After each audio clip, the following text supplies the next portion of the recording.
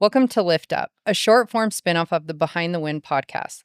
Lift Up was created for quick, meaningful conversations, short episodes that explore timely ideas, practical lessons, and thought provoking topics across leadership, growth, business, and life. Each episode is designed to offer something you can learn today and apply tomorrow. Think of it as a spark, concise insights, real perspective, and actionable takeaways delivered in just a few minutes.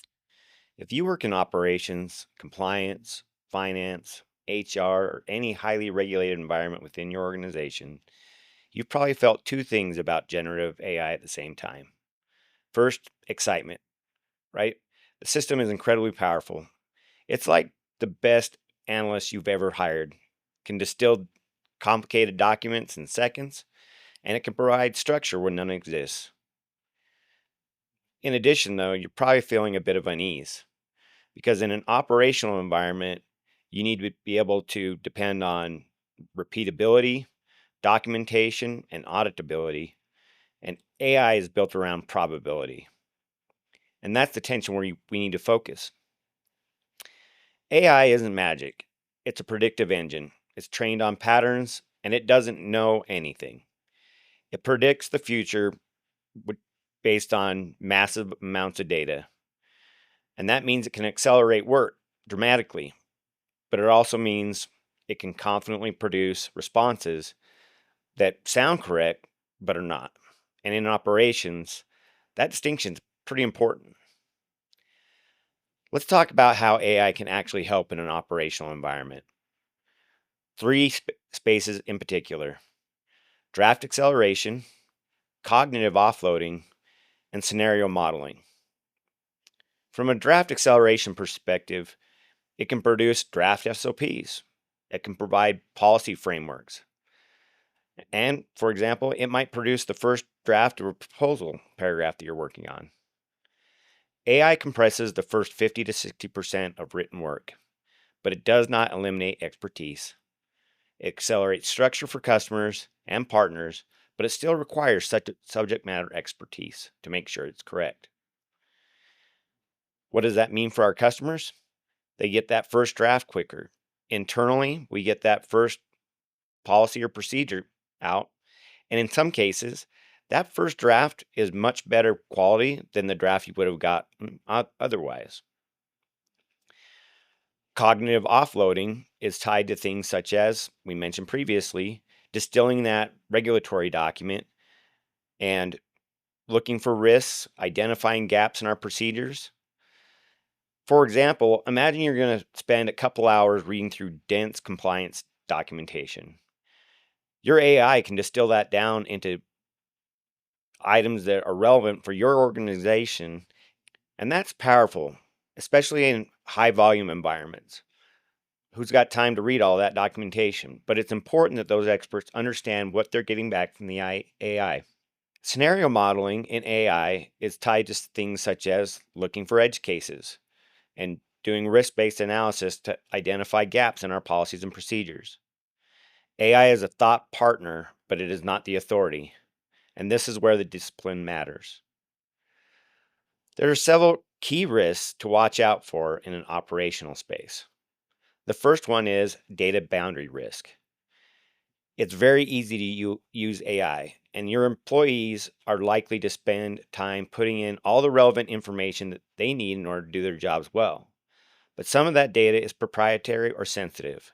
If you don't help your employees identify where those boundaries are, they're likely to do it themselves, and that's where the risk lies. There's hallucination risk. Your AI may provide you a very well-structured and coherent document. It may even provide references that look legit.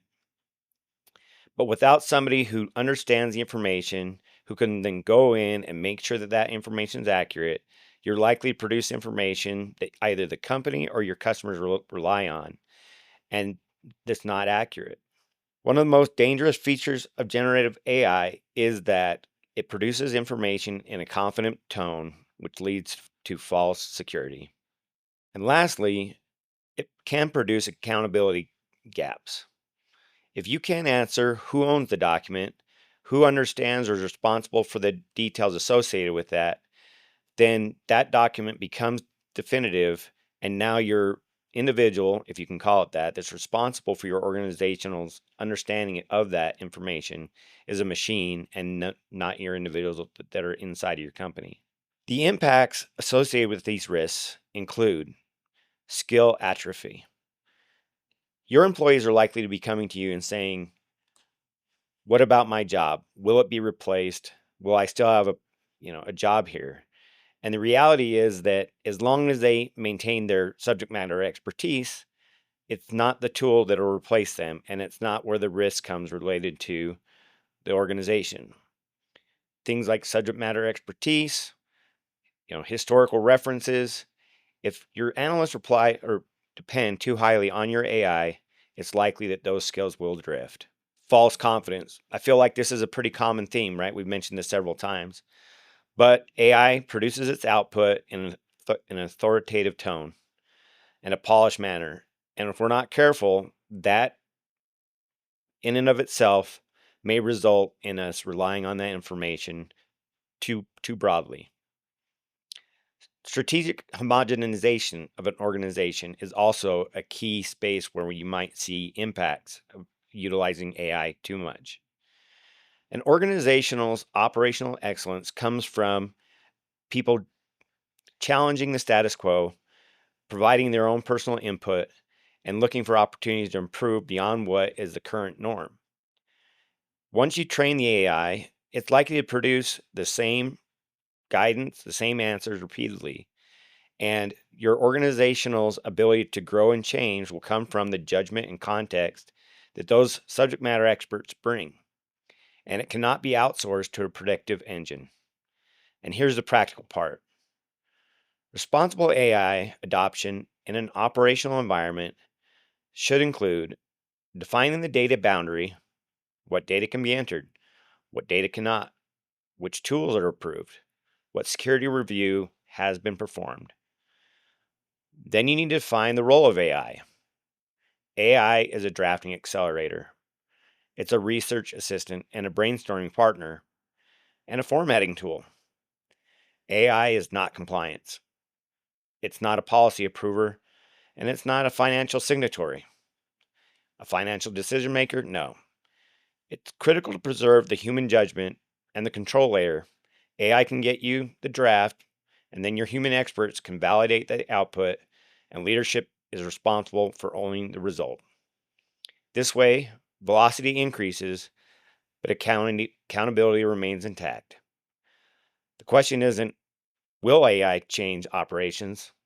The real question is whether or not operation leaders will impose the right controls and structure to make sure that how it changes their organization is in alignment with the way in which they are planning to drive the organization and in alignment with regulatory guidance.